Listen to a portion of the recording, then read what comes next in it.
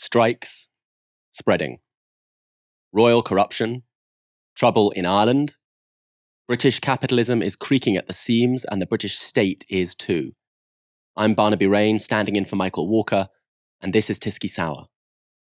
My co-conspirator in the plot to drive Michael Walker from his job tonight is Ash Sarkar, who joins me for the next hour to host the show. Ash, welcome.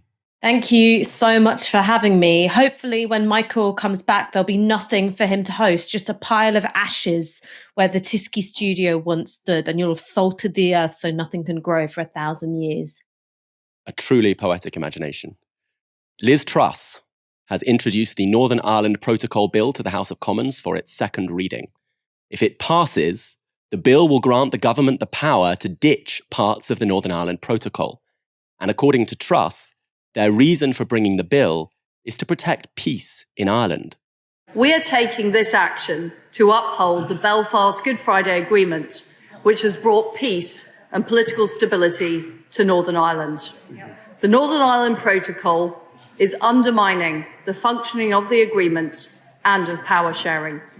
It has created fractures between East and West. It has diverted trade and meant people in Northern Ireland are being treated differently from people in Great Britain.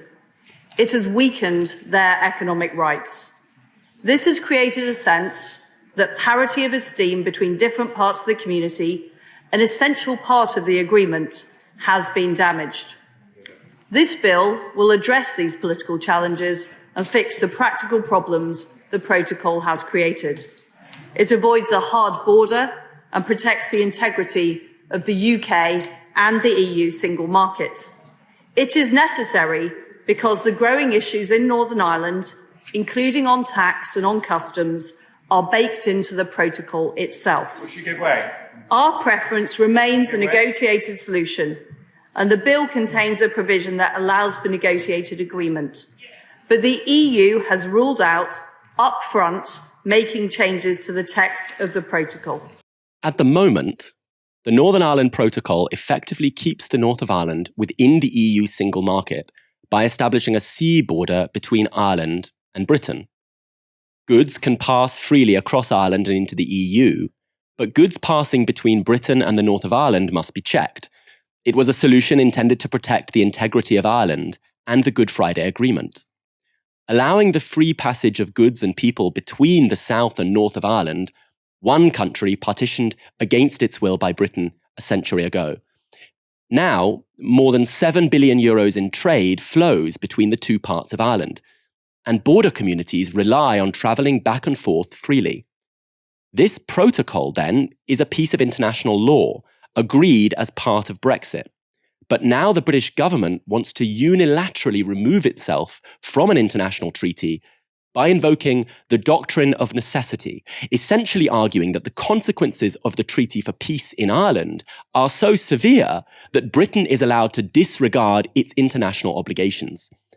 In the House of Commons, Theresa May quickly demolished the government's right to invoke this doctrine of necessity. So let's also examine some of the other arguments for invoking the necessity defence. That defence cannot be claimed where the state invoking it has contributed to the situation of necessity. And again, in their legal position paper, the government sets out its argument that the peril that has emerged was not inherent in the protocol's provisions. I have to say to the Minister that I find that a most extraordinary statement. The peril is a direct result of the border down the Irish Sea, which was an integral and inherent part of the protocol which the government signed in the withdrawal agreement. Now, it is possible, of course, that the government might say, oh, well, we knew about that, but we didn't think the DUP would react in the way that they have. Well, I say to the Minister, they should have listened to the DUP and the many debates that went on the withdrawal agreement, because they made their position on the protocol very clear at that point, and it was not positive. In place of the protocol, the government wants to establish a green lane where some goods won't be checked between Britain and Ireland. And they want to do it in order to appease unionists in one part of Ireland. But in the recent elections to Stormont, 53 out of 90 seats were won by parties that favour the protocol. The elections were won overall by Sinn Féin, who fear a return to violence if any kind of hard border is erected between the south of Ireland and those 6 northern counties of Ireland still occupied by Britain. This is Sinn Féin's Vice President, Michelle O'Neill, speaking here after the bill was first published. The majority of people want the protocol to work. It's the best defence we have against the hardest possible Brexit. The majority of business community are saying that the protocol is working and affording them opportunities. We want to see more of that, but all that Boris Johnson is doing today is to further political instability and to create even more economic uncertainty for the days and weeks ahead. Do you believe what Boris Johnson is doing today is illegal? Yes, Boris Johnson's action is illegal. He is in clear breach of international law, regardless of the detail.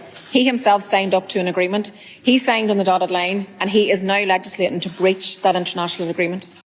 This issue of the Northern Ireland Protocol has also led to the DUP refusing to form a power-sharing government in Stormont, a government that Sinn Féin, for the first time in history, would be entitled to lead. It's worth pointing out that the protocol was not imposed by the European Union. It was negotiated by none other than Boris Johnson. But now, when the government is in crisis, they seem to be in a hurry to unpick it. Why?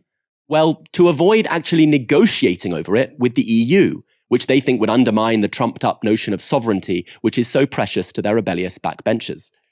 Tellingly, Liz Truss didn't seem to care what Parliament had to say about the bill.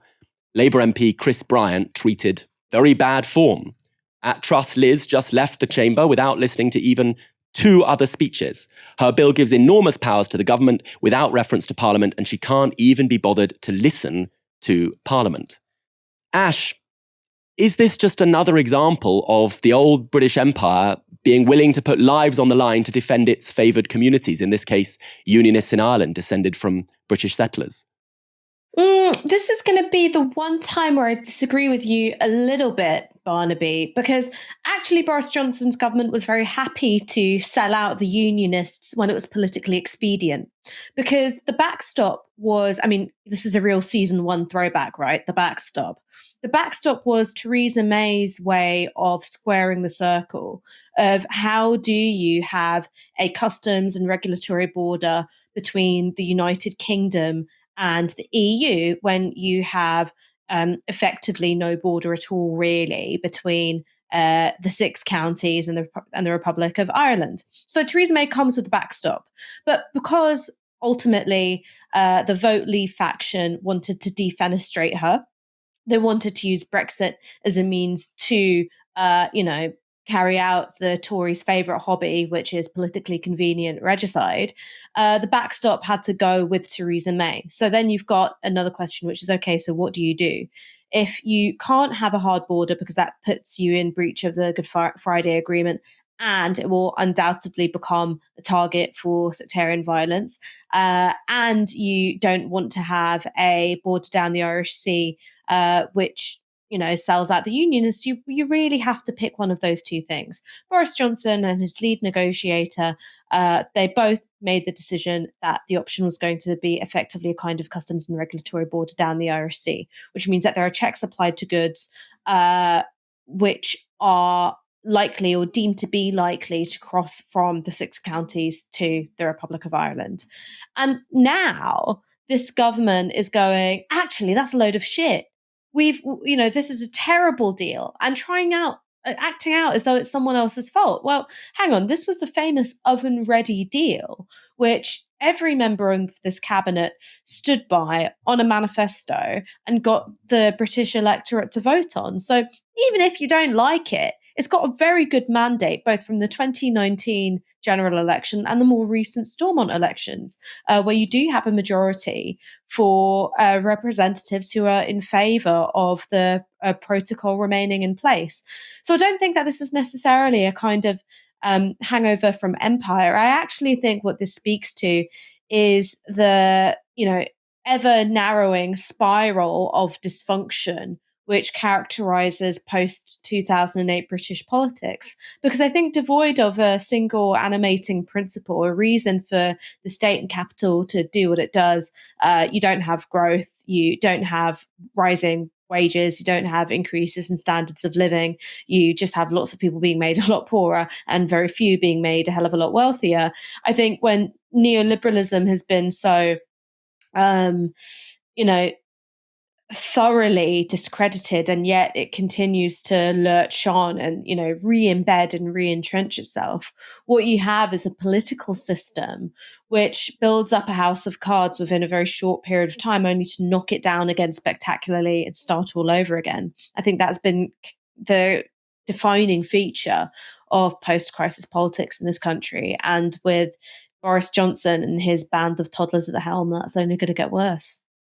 See, yes, you're right. We do disagree a little, because it seems to me that this isn't so particular to our moment, that this has in fact always been the troubled history of this statelet called Northern Ireland. In the 70s, the British government sent in troops against the wishes of that unionist community, because the unionist community was launching a pogrom against Catholics. So that the problem has so long been that the British state established this small statelet. They couldn't establish it just in the Protestant majority counties because it wouldn't have been big enough to function. So they included lots of Catholics who didn't want to be in it. And ever since they established this statelet, they've been locked into an awkward relationship with these often extreme elements of the Protestant population, like the DUP, who have their very hardline demands, and the British state presenting a kind of balancing act. But it's a balancing act of their own making, because they created this sectarian state. It's now the case that people in the north of Ireland are the only people in any of these islands who don't have abortion rights, because people in the south of Ireland have campaigned and won them. People in Britain have had them since 1967 in some form. So isn't this just another example of the problems baked in to that awkward construction called Northern Ireland? I think that's very true. I think, in terms of why there has to be a protocol in the first place, in terms of why you've got Westminster trying to square the circle of its own trading preferences with the need for peace on the island of Ireland, of course, you're totally right. That is a colonial construction. But I'm just talking about this particular feature of having an agreement which you stand on a manifesto in 2019, only to say you're going to rip it up in 2022. That's a very, very short period of time in which nothing has really changed, right? Nothing has really changed. The protocol is functioning as everyone thought that it would. And because, you've got the kind of, I guess, the arsonists amongst the Boris Johnson's own backbenchers saying this is absolutely dreadful, he's more than willing to rip it up. And I think that's something that's new, rather than why this is having to be administered in the first place. You're totally right on that point. Strikes are spreading. Workers are refusing to get poorer while prices rise and the public services we all need crumble. Now, a group that may surprise you have joined the fight back. Criminal barristers walked out today in a big strike that disrupted 80% of cases at London's Old Bailey. Well, in their fancy wigs and gowns, lawyers might seem like a privileged elite. But here's the tougher truth. Whether you face an eviction from your landlord, sexual harassment at work, racism from the police, or any other abuse, power has a free hand when the institutions to defend us are dismantled. So over the last decade, the Tories have attacked and undermined the legal system and slashed fees for lawyers. I'm joined now by a striking barrister, Russell Fraser from Garden Court Chambers. Russell, what are conditions currently like for lawyers, and why did 300 leave the profession last year? Well, thanks for having me on, first of all, Barnaby. This strike really is about decades of underfunding of the system, which has culminated in the crisis in which, as you've just said, people are leaving the profession in increasing numbers, in particular junior barristers, junior criminal barristers who can expect in their first year to have a guaranteed income of around £12,000 and have to build a practice from there on. And it takes a good 5 years or so to do so, and many just can't slog it out for that long.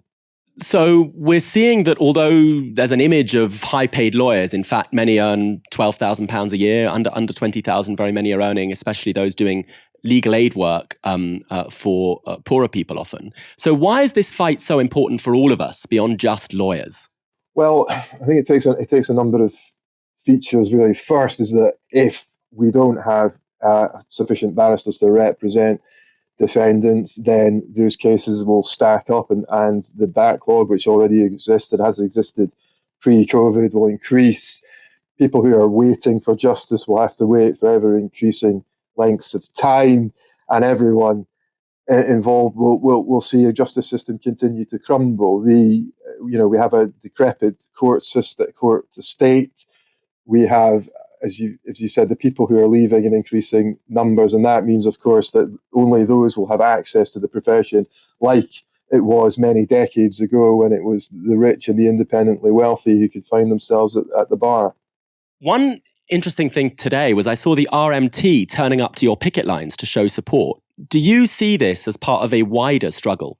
Well, undoubtedly, personally, I'll support any worker who goes on strike in order to defend their terms and conditions and their standards of living.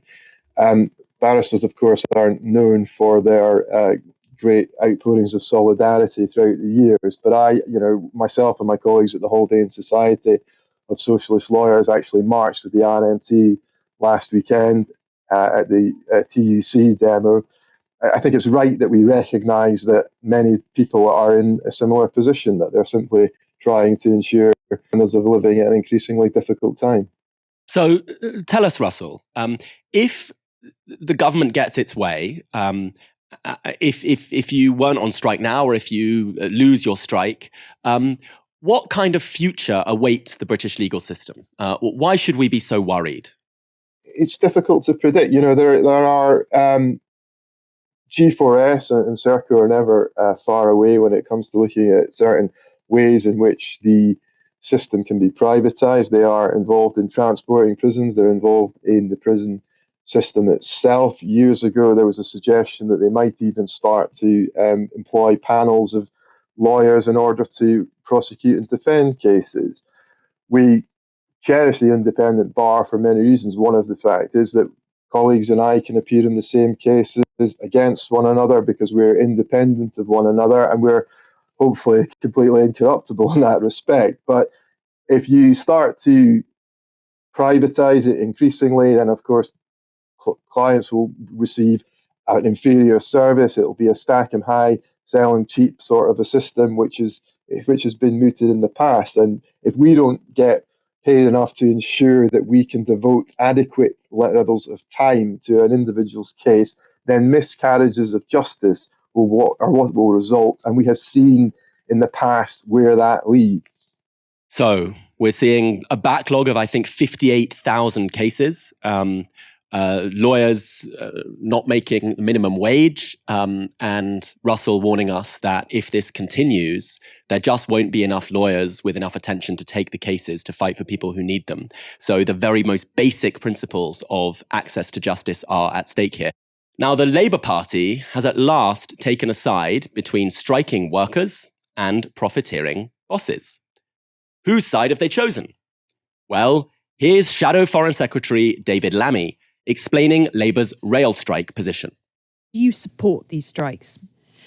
No, I don't support strikes because I support the right to strike, of course.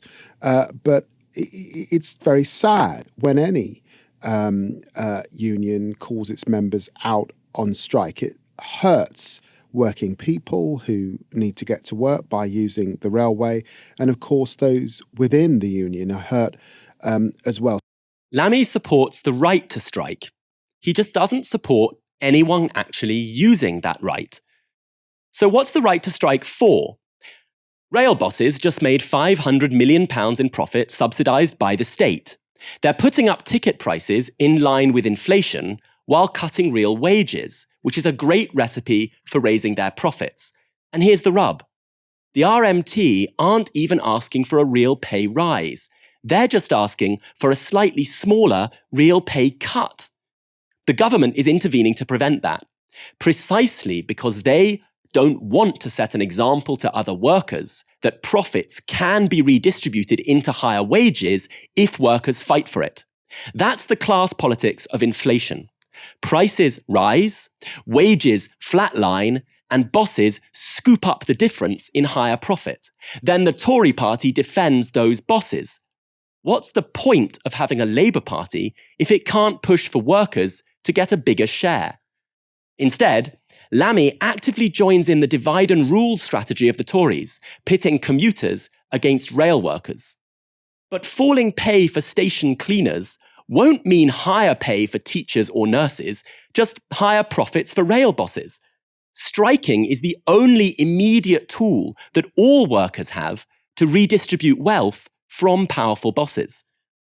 Next, Lammy was asked on the BBC about British Airways workers who've had their pay slashed by bosses by 10% while their energy bills soar. It would not be right, it would not be responsible opposition if I suggested yes to every strike, you should get your... No one So would do you support them or not? No, I don't. No, I don't. It is a no. It's a categorical no. Why? Because I'm serious about the business of being in government, and the business of being in government is that you support negotiation.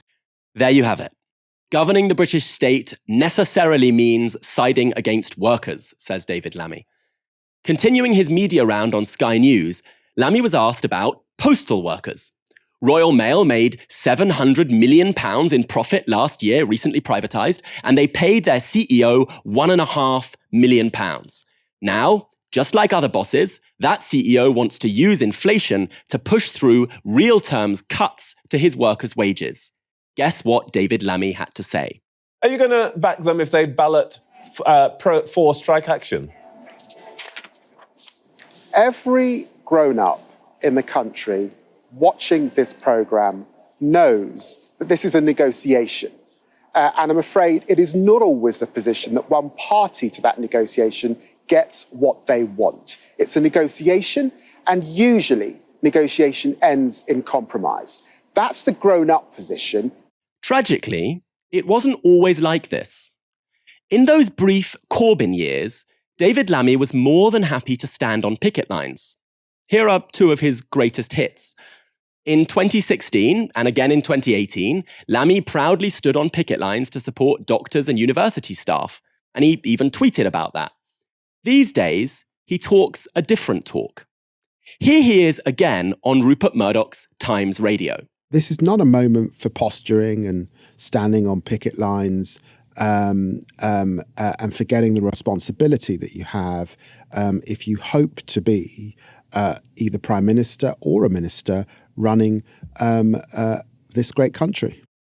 The sad thing is, this is pure posturing from David Lammy. Standing on picket lines isn't some game, and it's not about reenacting the 1970s. It's a strategy now, in 2022, after 50 years of rising inequality, decades lost to austerity, and roaring pandemic profits, while workers' real wages are eroded. Strikes are an attempt to reset the balance in a country whose wealthy have had it all for far too long. The Tories are openly planning more anti-union laws to further defend the power of the rich against their workers. They want to introduce minimum staffing requirements to ban some workers from fully striking. David Lammy cannot imagine a Labour Party bringing all workers together against this great wealth grab. The choice is simple, and it was put by a real Labour leader, Dave Ward of the Communication Workers Union. If people look at the financial crisis, 2008, the pandemic, the cost of living crisis, the climate crisis, the only certainty in the UK at the moment, if we don't make a stand for all working people, is that the rich are going to get richer and the powerful are getting more powerful. And that's what we've got to address in the UK, including in how the economy operates. Meanwhile, the leader of one of Britain's biggest unions, Sharon Graham of Unite, pulled no punches in her response to David Lammy. David Lammy has chosen to launch a direct attack on British Airways workers. This is a group of workers who were savagely attacked by their employer during COVID. Fire and rehire led to thousands of unnecessary job cuts and pay being slashed. This dispute is not about a pay rise. It's about restoring money taken out of workers' pockets by an opportunistic employer. British Airways and its parent company, IAG, hold billions in reserves and assets, and they're predicting a return to profit this quarter. Supporting bad bosses is a new low for Labour, and once again shows that politicians have failed. It is now down to the trade unions to defend working people. We are their only voice. This is a seismic moment, and the battle lines are these. Will the rich in government and in boardrooms, massively cut the living standards of the poor? Or will we keep down inflation by cutting prices, profits, and rents that flow to a few? That's the choice. And the Labour Party leadership is missing in action. Those who stand in the middle of the road get run over. Ash, David Lammy was very happy to posture.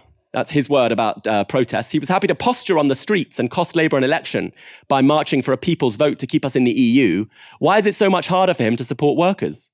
These people are whoppers and they are self-serving. And unlike political opponents who I can respect, who have principles which I think are detrimental to the public good, but they have those principles, the likes of David Lammy and Keir Starmer are motivated by nothing else than what they think of as being politically expedient at any given time.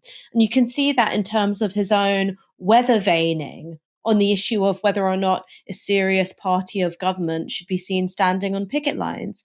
It wasn't that long ago that he was joining picket lines in his own constituency, standing with junior doctors out on the picket line, standing with striking lecturers, and plastered those images all over his social media. Similarly, Keir Starmer, in I think what is now going to go down in history as one of the most brazenly deceptive campaigns ever. When he was running to be Labour leader, one of the first things he says in one of his videos is, "I'm Keir Starmer and I'm a proud trade unionist," whether that's doing legal observing on the whopping picket line, and going on about how his Labour leadership would not simply stand up for trade unions when there's a photo opportunity, but stand shoulder and shoulder even when it gets tough.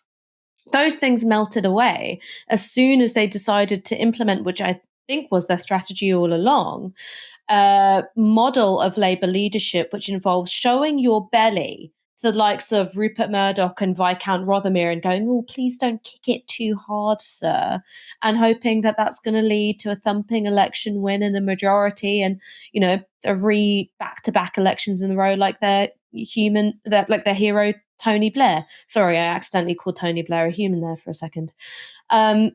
And I find it completely risible and contemptible that you could chuck your principles in the bin so readily as that, because at least the Conservatives, they don't pretend to believe in this shit, you know, and then throw it away the next day. They're like, no, when it comes to the battle between Labour and capital, we're with capital. Whereas the Labour Party, and this has always been an uncomfortable part of their history as much as the representation of organised labour has been a part of their history, the unfortunate truth is that the leadership has often been characterised by turning on the very people that they're supposed to represent in the interest of, you know, a couple more points in the opinion polls. Now, it hasn't even worked out that way. The latest polling for Keir Starmer has shown that he's dropped a point in his net approval rating. So what does that tell you? It tells you that having no principles is considered worse than having bad ones. Stand up for something or you'll fall for anything. Precisely. They just have no interest in the present. They live still in a 1990s world where electability means moving to the right, and they are totally uninterested in a world of inflation pushing the cost of living up and profits soaring, and the obvious possibility of assembling a coalition around working people who want better living standards for all of us, not rising rents and profits for a few. There's a huge political opportunity there, and they're too busy telling us they're grown-ups to actually act like grown-ups and look the present in the face. Now, we're used to seeing grim behaviour from the royals, whether it's Prince Andrew consorting with sex traffickers or family members making racist remarks to Meghan Markle.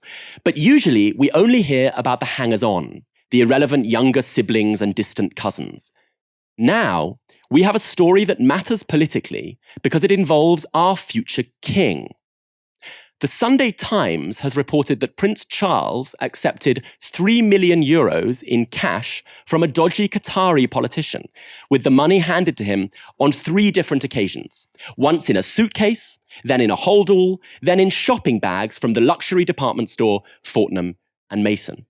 All were stuffed with €500 notes. This is the politician who gave him the money. Hamid bin Jassim Al Thani. He was Prime Minister of Qatar between 2007 and 2013, and he was implicated in a number of controversies. It's alleged that Qatar secretly funded the Al-Nusra Front, a Syrian branch of Al-Qaeda, and he was accused of kidnapping and torturing his former spokesperson, Fawaz al-Attiyah. His personal finances have also come under scrutiny. He's worth a reported $1.2 billion, and the leaked Panama and Paradise Papers showed his massive tax evasion. And he owns large swathes of London. So a good friend for Prince Charles. The Charities Commission has now announced that it will investigate Charles's acceptance of literal bags of money from this guy. And despite the fact that handing over millions of euros in cash is the style of criminal kingpins, Clarence House has insisted that everything was above board. Charitable donations received from Sheikh Hamad bin Jassim were passed immediately to one of the prince's charities, who carried out the appropriate governance and have assured us that all the correct processes were followed. The British ruling class really knows how to talk. So why would one corrupt prince hand cash to another? Well, maybe Hamad was expecting a favour in return for the bribe. This isn't the first time that Charles has been accused of dodgy dealings with rich donors. Last year, it emerged that Charles's closest advisor, Michael Fawcett, agreed to arrange an OBE for a donor in exchange for large sums of cash donated to the prince's foundation. Saudi businessman Mahfouz bin Mahfouz was applying for British citizenship, and he believed an honour would improve his application. Fawcett wrote to him in July 2014, saying, "With regard to supporting a nomination for an honorary OBE for His Excellency, we would be very happy to send any such letter in due course outlining his philanthropy and ongoing generosity to the UK in heritage-led regeneration. I will come back to you when I have discovered more about the necessary process that needs to be followed." Another letter implicated Charles directly. You mentioned His Excellency's application for citizenship, and I can only reiterate to you that both our trustees, and importantly, His Royal Highness, supports this application 100%, as there is no greater example of contribution than that of His Excellency. Mahfouz was later awarded an honorary OBE in a secret ceremony. And earlier this year, the Metropolitan Police launched a criminal investigation into the allegations.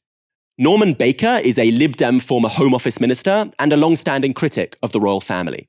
He spoke to the BBC's World at One about both cases. The immediate superficial response is this thing looks grubby and scuzzy, and we don't really think the heirs of the throne in this country should be behaving in a way accepting cash in Fort Mason bags behind closed doors in secret. So the optics are really terrible, but there are more serious issues here. One issue relates to the fact that Prince Charles has had 95 meetings with Arab monarchies since 2011, an extraordinary number. And I think we need to know from Prince Charles and Clarence House on how many occasions Prince Charles has received money in these meetings for his good causes. The second issue is this, that when I lodged a complaint with the Metropolitan Police last year in connection with the Saudi billionaire, Mahfouz Mareh Mubarak bin Mahfouz, and the impression given in a letter from Michael Fawcett that there was a direct correlation between money given to the Prince's Foundation and the attempt to give Mr. Mahfouz an elevated honour and also help with citizenship application.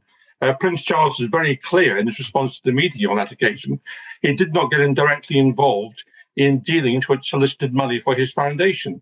But now he has, in the vernacular, been caught red-handed doing just that. And therefore, I wrote to the Metropolitan Police this morning to ask them to take that into account in their ongoing criminal investigation. These cases both seem to illustrate Charles's extraordinary casual attitude towards potential corruption.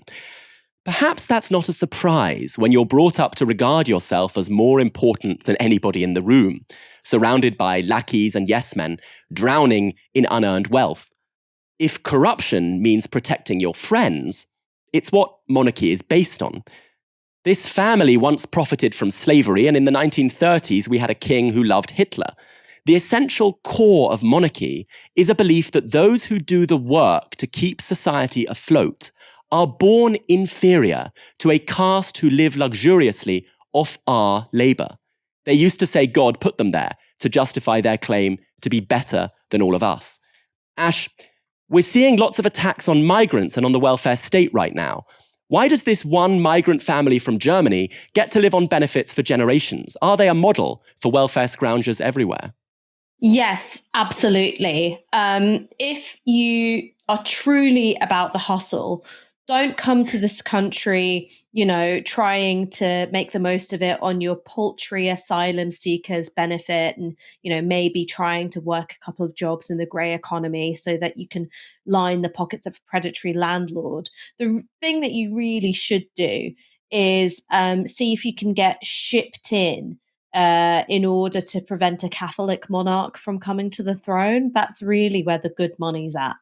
When it comes to the royal family, the reality of who they are sits very uncomfortably against the myth, because you're right, Barnaby, they're supposed to be better than us because they are anointed by God. That's the most important part of the coronation. It's not the bit where the crown goes on the head of the king or queen.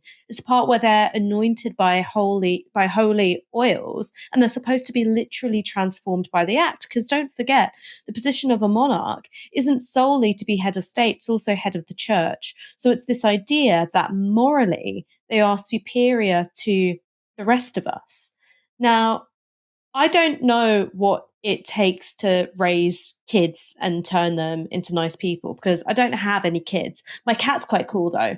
The one thing that I would say is really, really bad for children is if you put them in an environment where they are told that they are literally better than everybody, that the absurd riches, the gold, the silks, the jewels, the palaces, the private jets, the servants, that those are all things which should be theirs by birth. I don't think that that's something which creates well-adjusted human beings. And I also don't think that that creates human beings who have a tremendously good moral compass. And so I think that there are parallels between Prince Charles accepting these suitcases full of cash in the 500 euro denomination, which used to be known as the Bin Laden before it was discontinued because it was the favoured banknote of international terrorists.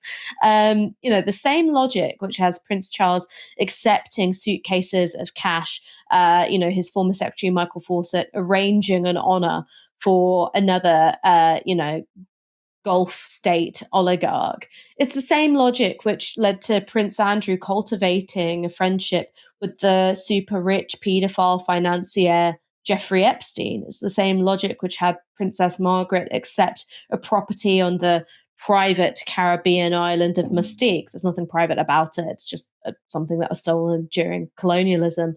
And it's also the same logic which allows the Queen, who behind the edifice of being the nation's favourite grandma, primus inter nanas, she's able to use her constitutional role to protect the assets and the interests of her and her family. So far from being morally superior to all of us, I would say that this is one of the most morally decrepit families this country has to offer.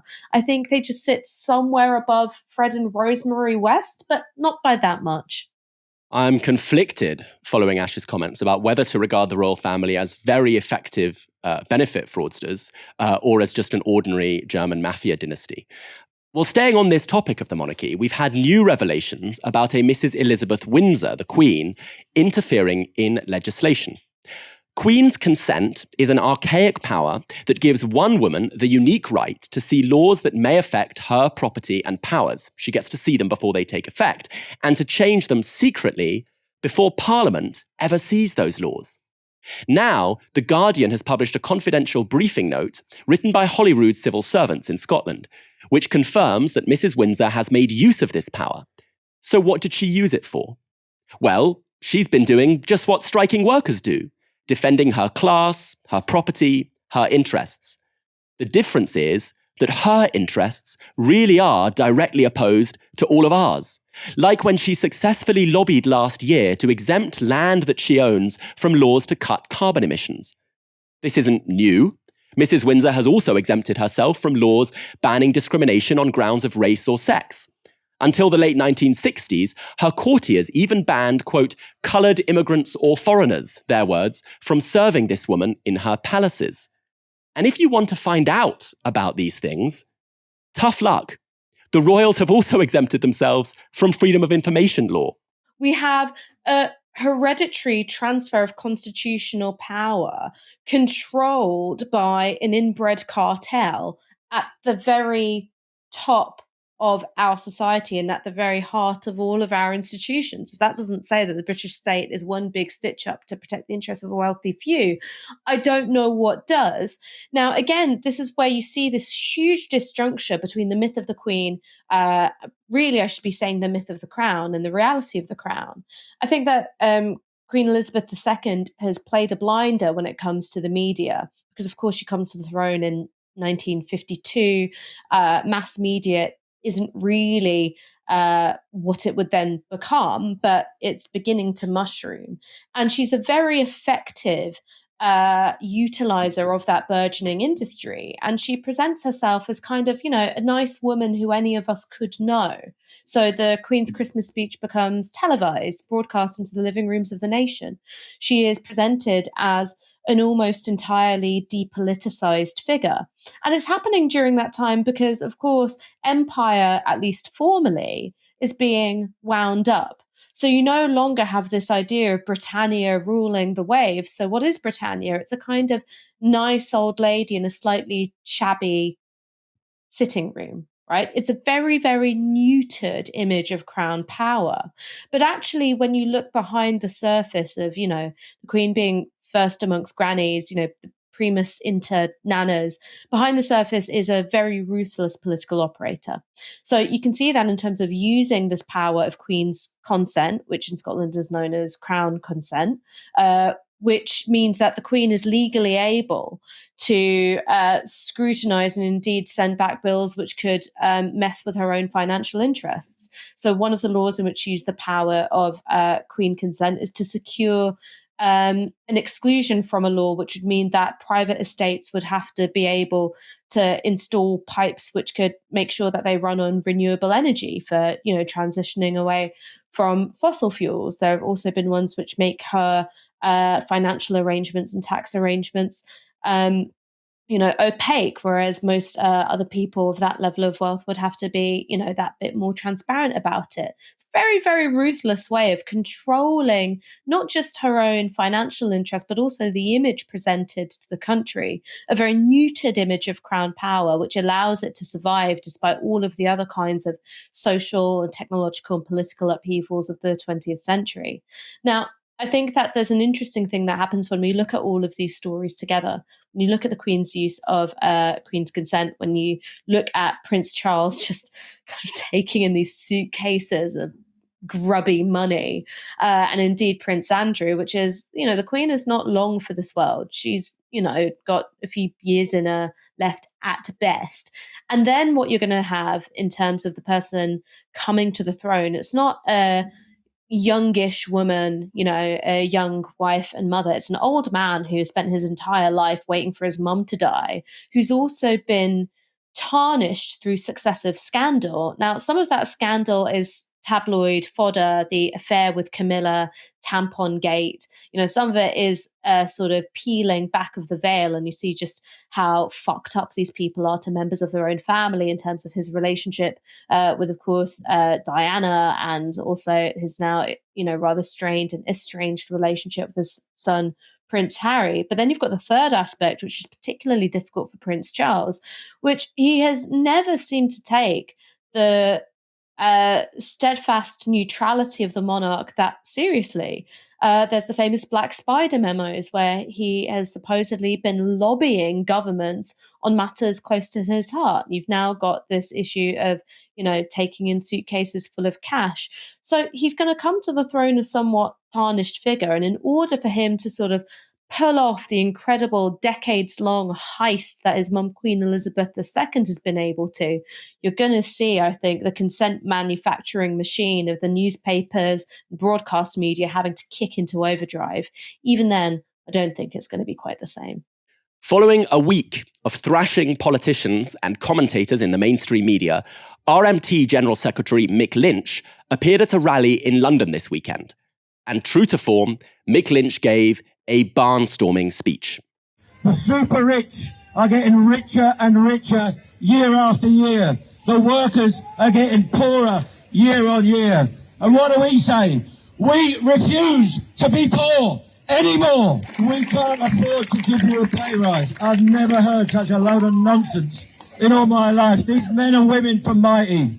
We've taken Mighty on at St Pancras. We've taken them on in King's Cross. We'll take them on in Paddington. We'll take them on anywhere that they come onto the railway. Because this is the method of super exploitation. Outsourcing is the biggest evil in the workplace in this country. You don't have to be a social scientist to work out who's getting these poor contracts. The black people, the migrant people, the people from minorities are suffering disproportionately. And we've got to stand up and say no to that structural racism. Keir Starmer and others, they're hesitating. I don't know why they're hesitating. If he could draw a crowd like this with what he says, he'd be doing well. He must win, but we've got to push him and persuade him to get into a position where he's in the front rank with you, all of you, helping us, assisting with us, identifying with our causes, identifying with equality in the workplace, identifying with unity. We are a rainbow. We come from all over the world, and everyone is welcome in this country and wants to earn their living. Through our movement, we bring everyone together in the workplace, in our communities, in our churches, our temples, our mosques, wherever we are active. We bring unity. We play sport together. We love one another.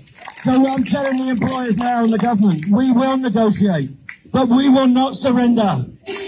No compulsory redundancies, agreed terms and conditions, and a pay rise that suits the cost of living crisis. Those are simple demands. Give it to us, or there'll be more strike action through the summer. So let's campaign, let's fight, let's win.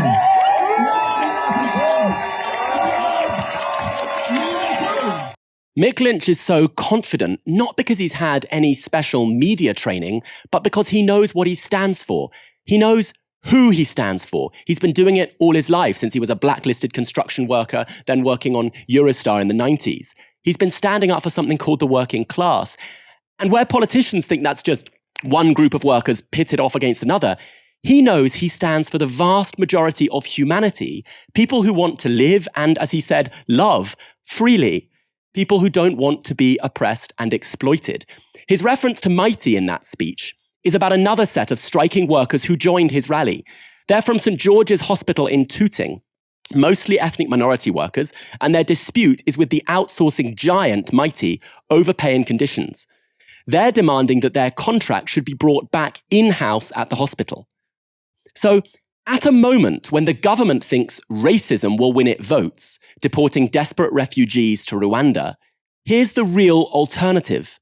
A politics of solidarity, opposing every form of exploitation and oppression because we win together or we're divided and we lose. This, not just flag waving and jingoism, this is the greatest tradition of the British working class, and it can terrify the powerful. Here's a worker, Mick Lynch, who knows what it is to be shoved around and abused. So with passionate fury, he hates structural racism, and he says nobody is illegal. Ash, Mick Lynch stood in front of an RMT banner with pictures of James Connolly, the Irish anti-colonial revolutionary socialist, and Claudia Jones, the black communist and mother of the Notting Hill Carnival.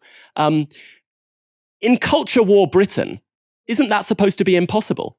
Yes, I believe Nadine Dorries' brain is exploding right now. There's so much to say about Mick Lynch, so I'm going to try and order my thoughts in a way that makes sense, but I get a bit excited and start stumbling over myself. But let's start with his vision of who the working class are. Because one of the things about how culture wars operate is that it presents different identity categories as mutually exclusive. So you can be black, brown, cosmopolitan, pro-BLM, or you can be white working class. Now, what both of those things do is they take structural positions which are shaped by your position within the economy, within the body politic, how you're treated by institutions, and it transforms it into identity, something which is primarily about you rather than the society you live in. And the second thing it does, particularly with the formulation of white working class, is that's not a way of talking about working class people who happen to be white. It's a way of stripping class content from even the label of working class, because you turn it into almost a minority ethnic status. So by doing that kind of culture war formulation and by opposing these groups, you restrict their power. You take away their power. You take away the analysis of class from race, and you take away the analysis of race from class, and you present to mutually oppositional groups who actually have very shared interests. Now, I hear what you're saying, which is, this is the best tradition of the British working class. I would say it's the best tradition, sure, but it's not the only one. You, of course, had dockers for Enoch after Enoch Powell's, notorious Rivers of Blood speech. You had some sections of the trade union movement coming out and marching for Enoch Powell. You also had sections of the trade union movement organising the banner, or under the banner, British Jobs for British Workers. So there are elements of the trade union movement where, yes, the logic of nationalism and indeed racism was embraced, because the promise of racism was that it would deliver better conditions for white working class people at the expense of the black, brown, and migrant working class. So that is also a British tradition, which Mick Lynch, by standing in front of that banner of James Connolly and Claudia Jones, by talking about We Are a Rainbow, by observing that the worst contracts are going to go to black, brown, and migrant workers, by saying anyone who wants to come here is welcome, no human is illegal, is a repudiation of that culture war opposition between the white working class and, woke BLM, black, brown, cosmopolitan, but it's also a repudiation of that racist tradition which has existed within the trade union movement. And I've got to say, it's something which I find incredibly moving. Like my grandma and my mum, when they came back to this country, which was in the early 70s, they subsequently became active in the trade union movement. The reason why I say came back to this country is that my grandma came to this country in the early 50s, then went and lived abroad for a bit, and then they came back after she separated from my grandfather. And they became active within the trade union movement. And it was a fight. It was a fight to have Black and Asian representation and to organize within the trade union movement against racism. It was such a huge fight. And to see someone like Mick Lynch, who is the most popular left-wing person in the country at the moment. I mean, he's got the kind of approval ratings that Keir Starmer would absolutely kill for. To see somebody who is white, is bald, speaks with a Cockney accent, standing up so vociferously for anti-racism, and more importantly, not leaving it as a kind of identity politics sideshow, but putting it front and center and integrating it within a class analysis, I find so moving, because for me personally, it allows me to sort of reflect back on some things my mum, my grandma told me, and just think, actually, there has been progress, there has been change. And while, yes, the Conservative Party in this country is trying to, take us backwards into feudalism, there are sections of the left and, huge swathes of the trade union movement, which has learned and grown and progressed and become better. And I think that Mick Lynch does embody the very best of those working class traditions in his repudiation of the worst. There is nothing more beautiful than solidarity when we choose to construct our interests, not through loyalties to those above us in hierarchies, but by linking arms with others oppressed and exploited and dreaming together of a different kind of world. That's why in the YouTube chat, Danakist says, I would run through a brick wall if Mick Lynch asked me to, and I could do it too. That's how powerful his rhetoric is. Thank you so much. And Jeb Supertramp with £5 says, like the Scousers recently, do you think we should all start booing the national anthem? Importantly, that's not about hating this country. It's about opposing the kind of hierarchical institutions which say, you don't love the country, you just love one family, God save the Queen. We love this country, we love everyone in it, and we don't just want to celebrate a powerful few. Thank you so much, Ash, for joining me this evening. It's been so great to have you. Thank you for having me. Can I just say I would never boo the national anthem. Talking the Hardest is a great song, and gigs deserves our respect. These are the kinds of cultural references Ash insists on making that are totally lost on me. Thank you to everyone for tuning in this evening. We've had a whopping 3,000 of you tuning in. If you're new, please hit that subscribe button. Michael Walker will be back on Wednesday on this channel at 7 p.m. You've been watching Tisky Sour on Novara Media. Good night.